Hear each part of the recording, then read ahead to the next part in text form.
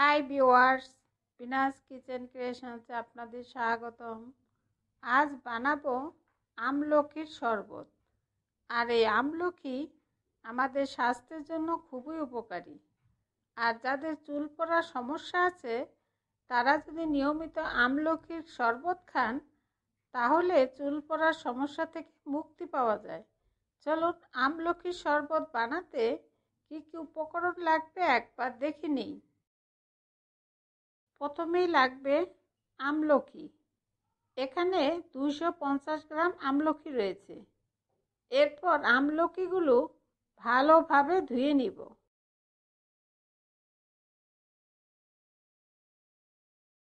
এখন আমলকির শরবত বানানোর জন্য প্রথমে আমলকিগুলো একটু সিদ্ধ করে নিব। এখানে পরিমাণ মতো পানি বসিয়ে নিয়েছি। এরপর আমলকিগুলো দিয়ে দিব আর পরিমাণ মতো লবণ দিয়ে আমলকিগুলো 5 মিনিট সিদ্ধ করে নিব। এতে আমলকির ভিতরের বীজটা সহজেই আলাদা করা যাবে।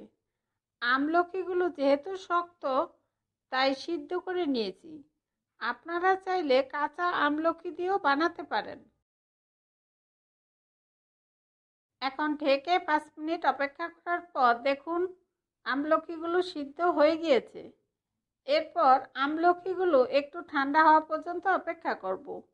তবে সিদ্ধ করা আমলকির পানিগুলো কিন্তু ফেলে দিব না।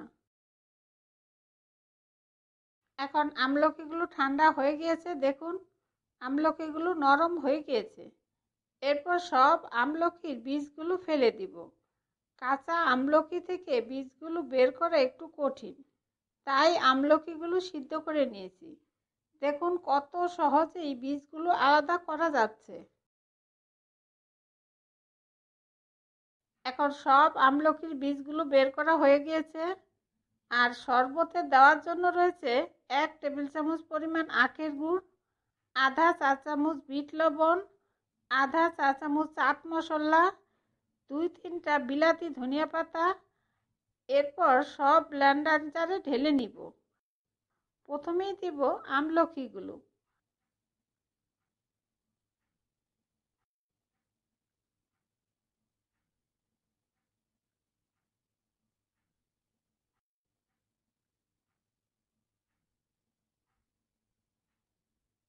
আর দিব ধনিয়া পাতা সহ সব মশলা।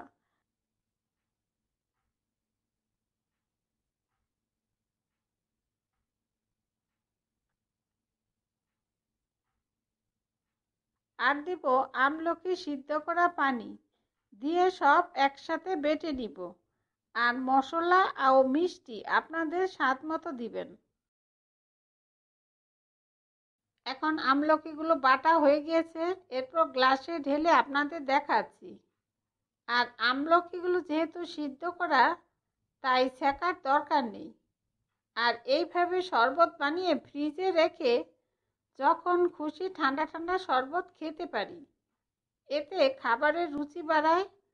আবার যদি মিষ্টি বাদ দিয়ে শরবতটা বানাই তাহলে আমাদের ওজন কমাতেও সাহায্য করবে। আর এইভাবে শরবত বানিয়ে আমলকি যত পারেন খান, এতে স্বাস্থ্যের জন্য খুবই উপকারী। তৈরি হয়ে গেল দারুণ স্বাদের আমলকির শরবত। এইভাবে বাড়িতে অবশ্যই ট্রাই করবেন। আপনাদের সুবিধার্থে সব উপকরণ ও তার পরিমাণ আমি ডিসক্রিপশনে দিয়ে দিব। আর এই রেসিপিটা আপনাদের কেমন লাগলো আমাকে কমেন্টসে জানাবেন। আর ভালো লাগলে অবশ্যই একটা লাইক দিবেন। আর নতুন বন্ধু হলে সাবস্ক্রাইব করার জন্য অনুরোধ রইল। আমার ভিডিওগুলো দেখার জন্য আপনাদের সবাইকে অনেক অনেক ধন্যবাদ।